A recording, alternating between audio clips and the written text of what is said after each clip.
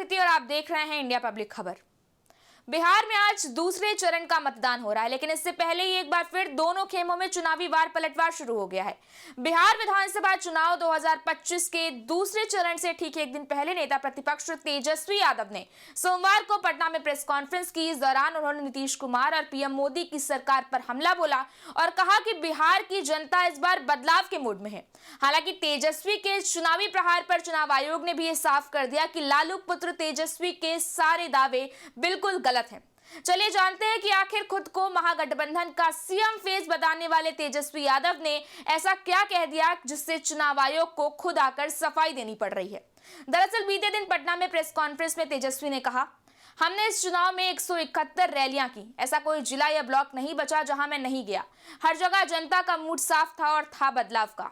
पहले चरण में लोगों ने उसी मूड में मतदान किया है। तेजस्वी यादव ने कहा कि 20 साल की डबल इंजन सरकार ने बिहार को पलायन, बेरोजगारी और पिछड़ापन ही दिया। अगर डबल इंजन सरकार चाहती तो बिहार आज नंबर 1 राज्य होता, लेकिन आज हालत यह है कि पढ़ाई, कमाई और दवाई सबके लिए बिहारी को बाहर जाना पड़ता है। उन्होंने कहा कि बिहार के लोग अब चाहते हैं कि कोई परिवार बिछड़े नहीं, हर परिवार में नौकरी हो और पढ़ाई, दवाई, कमाई की व्यवस्था यही राज्य में हो। 171 रैलियों में मैंने सिर्फ एक बात सुनी, लोग परिवर्तन चाहते हैं। वो अब काम की राजनीति चाहते हैं, बयान की नहीं। यही नहीं, तेजस्वी यादव ने तो यहां तक दावा किया है कि विधानसभा में भी उन्होंने सरकार से पूछा था कि एक ऐसा काम बताओ जिससे बिहार नंबर 1 बना हो, लेकिन किसी के पास कोई जवाब नहीं था। अब 14 नवंबर के बाद बिहार सफलता में गिना जाएगा। नौकरी वाली कलम राज्य बनेगा, सबसे विकसित राज्य बनेगा बिहार, जहां उद्योग लगेंगे और बिहार पढ़ाई, कमाई और दवाई का हब बनेगा। उन्होंने कहा कि उनकी सरकार बनने पर किसी बिहारी को दूसरे राज्य में पलायन नहीं करना पड़ेगा।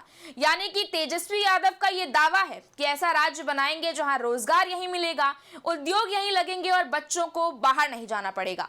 लेकिन इन बातों में कितनी सच्चाई है ये तो तेजस्वी यादव ही जाने, या फिर यूं कहें कि लालटेन की रोशनी में किए गए ये महज कुछ चुनावी वादे हैं। आपको बताते चलें कि तेजस्वी यादव ने इस दौरान चुनाव आयोग पर गंभीर सवाल उठाए हैं। उन्होंने कहा, 4 दिन हो गए लेकिन अब तक ये पता नहीं चला कि कितने पुरुष और कितनी महिलाओं ने वोट किया।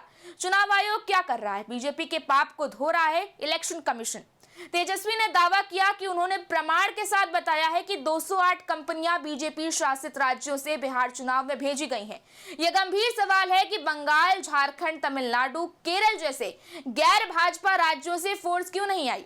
243 विधानसभा सीटों में 78% ऑब्जर्वर बाहर से आए हैं और अधिकतर बीजेपी शासित राज्यों से हैं।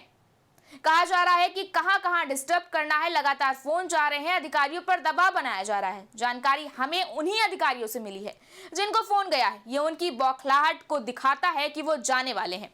लेकिन अगर आप जमीनी स्तर पर जाकर देखें तो जिस तरह के बयान तेजस्वी आज दे रहे हैं वो कहीं ना कहीं एनडीए से ज्यादा महागठबंधन की बौखलाहट को दिखा रहा है, और खासकर तब जब योगी बाबा जैसे धुरंधरों ने बिहार के इस चुनावी रण में एनडीए के लिए मोर्चा संभाल रखा हो। और आप देखें तो योगी बाबा का इम्पैक्ट भी बिहार की धरती पर साफ नजर आ रहा है और विपक्षियों पर भारी भी पड़ रहा है। और इसी टेंशन में अब महागठबंधन के सीएम फेज यानी कि तेजस्वी यादव ने एनडीए और चुनाव आयोग पर निशाना साधना शुरू कर दिया है।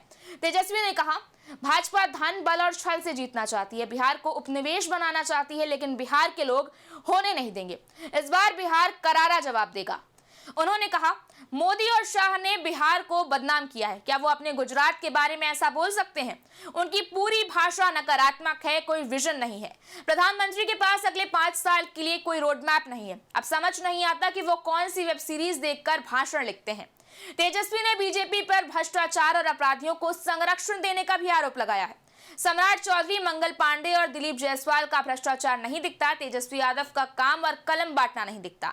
बीजेपी के अपराधियों पर कोई सवाल नहीं होता। बिहार के अपराधियों के साथ मंच साझा किया गया। अनंत सिंह, हुलास पांडे और सृजन घोटाले के आरोपी विपिन सिंह को मंच पर विशेष पास दिया गया और पीठ ठोकी गई। तेजस्वी ने कहा, भाजपा में जाओ तो सारे पाप धुल जाते हैं।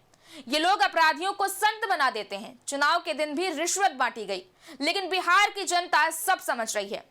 लेकिन इस बीच आपको यह भी बता दें कि तेजस्वी के बेफजूल के आरोपों पर अब ईसी ने 2 टूक जवाब दे दिया है। आयोग ने साफ तौर पर कहा है कि चुनाव निष्पक्ष और पारदर्शी तरीके से कराए गए हैं और सभी प्रक्रियाओं में कोई गड़बड़ी नहीं है। चुनाव आयोग ने बताया कि जब भी अंतिम मतदान प्रतिशत जारी किया जाता है उसी समय पुरुष और महिला वोटरों का कुल अनुपात भी घोषित कर दिया जाता है, इसलिए इसमें देरी का आरोप ठीक नहीं है।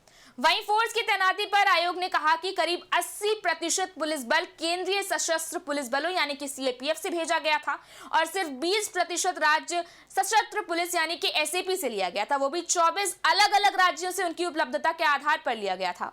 पर्यवेक्षकों की नियुक्ति को लेकर चुनाव आयोग ने स्पष्ट किया है कि उन्हें सभी राज्यों से बराबर में चुना जाता है। इस प्रक्रिया का किसी पार्टी की सरकार से कोई संबंध नहीं होता है। सीसीटीवी को लेकर भी आयोग ने कहा है कि सभी स्ट्रांग रूमों में कैमरे लगे हुए और जहां भी कोई खराबी मिली उसे तुरंत ठीक करा दिया गया है। आयोग का कहना है कि पूरी चुनाव प्रक्रिया पूरी तरह सुरक्षित और पारदर्शी है। बहरहाल अब ईसी की इस फुल प्रूफ और टू द पॉइंट सफाई से हमेशा की तरह इस बार भी विपक्ष की बोलती बंद हो चुकी है। फिलहाल तो अब ये देखना है कि अब क्या लालू पुत्र तेजस्वी या महागठबंधन की तरफ से कोई और इस पर कोई नया राग ना लापने लगे। इस बारे में आपकी क्या राय है, आप हमें कमेंट सेक्शन में जरूर बताएं। वीडियो को लाइक करें, शेयर करें, चैनल को सब्सक्राइब करें। शुक्रिया।